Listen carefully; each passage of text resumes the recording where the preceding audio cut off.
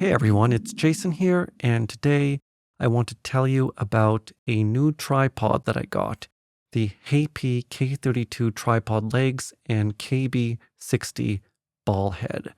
Now, this is a combination that's specifically designed for wildlife photography, and so I was eager to test it out. I brought it to my local park several times.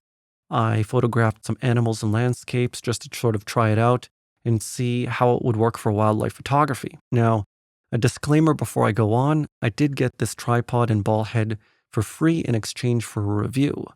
That being said, I try and be as honest as possible in all my reviews, and you will see that I list quite a few weaknesses as well as strengths of this particular piece of gear.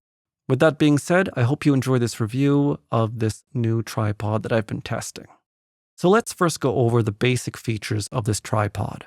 First, let's check out the Heipi K32 tripod legs, which has an MSRP of $525 US. It's a 4-section carbon fiber tripod with twist legs. The total weight of the tripod is 1.5 kilograms, so it's a medium weight tripod that's fairly stable. The head I tested with it was the KB60 ball head. Of course, you can use the tripod legs with any head or the head with any tripod, but it's the one that comes recommended for this tripod.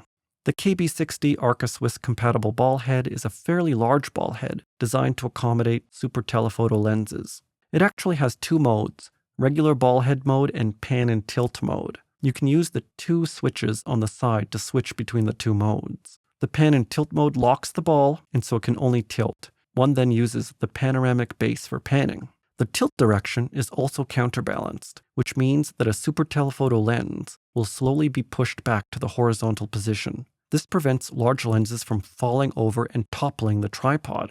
You can adjust the tension in the counterbalance by turning a screw on the Arca Swiss mount. Now I'll go over the main strengths and features of the tripod and head, and the main weaknesses. Now, since this is sort of like 2 different products, I'm going to go over the strengths and weaknesses of the K32 legs first, and then I'll do the ball head. Strengths of the K32 tripod. Strength number 1, the leveling base. No matter which head you use for this tripod, it's got a 15-degree leveling base. That means you can easily level the base without adjusting the ball head. This is very useful for panoramas and taking video panning shots. I really like this feature.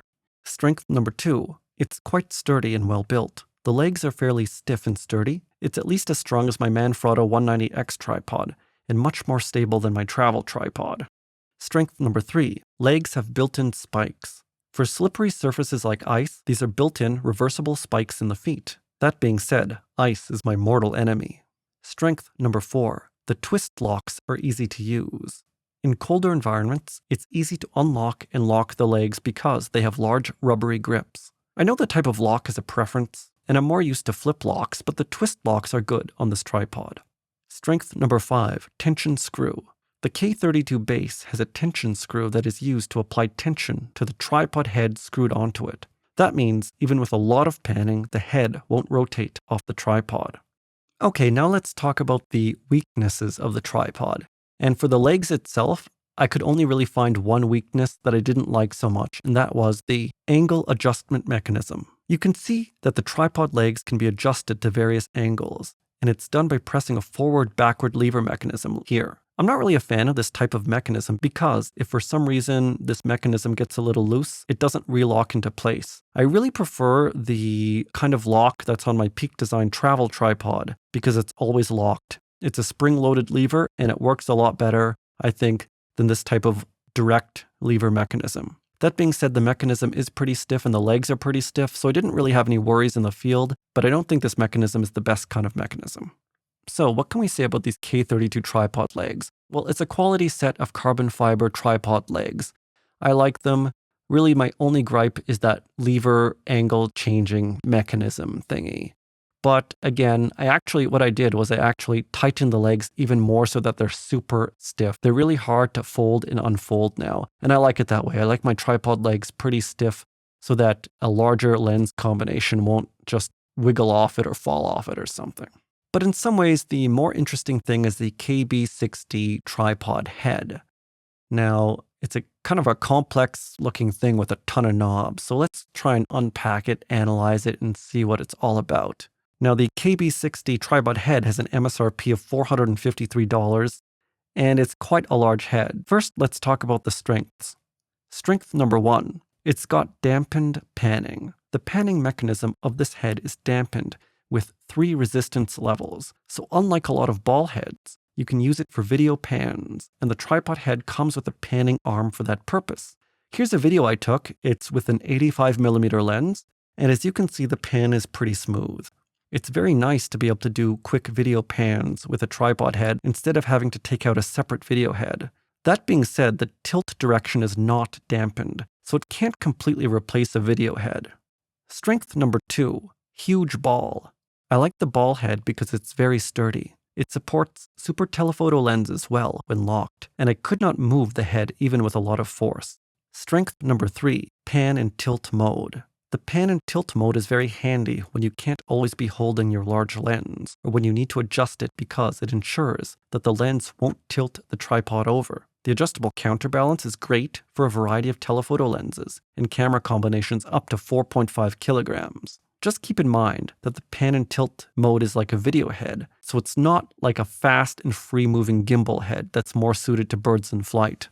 So basically, if you like birds in flight photography, I still think it's better to get a gimbal head, one of those free-moving gimbal heads, because you can really move a lens on a gimbal head like that super fast.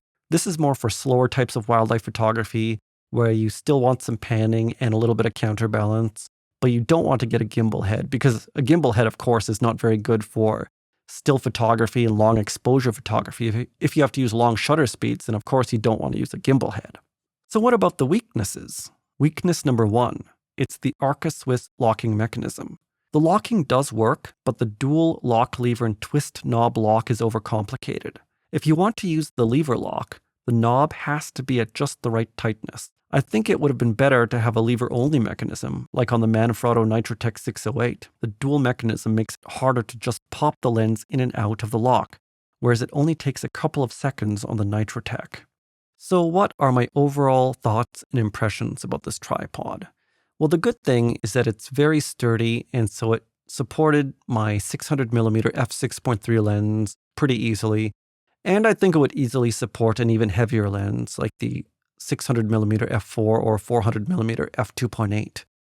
It's got a lot of cool features. The Ballhead has cool features like the panning mode, and it's got the dampened tilt, which is very useful for these bigger lenses. So I can easily see myself using this on one of my next excursions, as long as I don't have to go too far. You have to keep in mind that this tripod and head is 2.3 kilograms. So it's not super heavy. It's actually about the weight of just a little bit heavier, I think, than the Nikon 180 to 600mm lens. And I think it's about the same weight as the Sony 200 to 600. So it's not a super heavy combination, but it's not the lightest combination either.